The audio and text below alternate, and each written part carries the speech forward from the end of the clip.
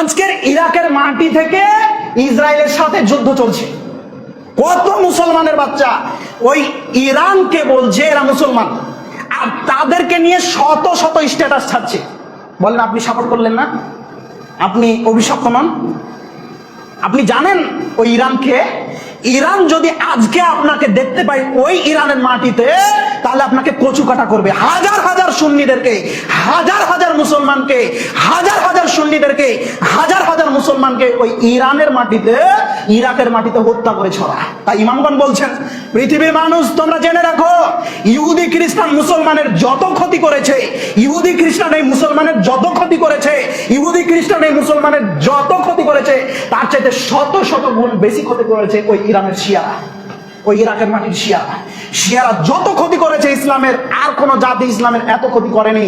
আর এই মুসলমানের বাচ্চা তাদের সাপোর্ট করে কিভাবে, তাদের স্ট্যাটাস ছাড়ে কিভাবে, তাদেরকে মুসলমান বলে দাবি করাই কোন হিসাবে?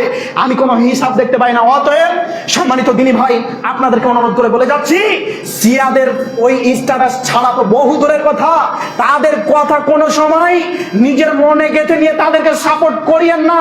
যদি করেন তাহলে পাপ হবে, যদি করেন তাহলে পাপ হবে। তাদের স্ট্যাটাস ছাড়া যাবে না। তারা যুদ্ধ করছে, করুক, এতে কোনো অসুবিধা নাই। মনে রাখবেন,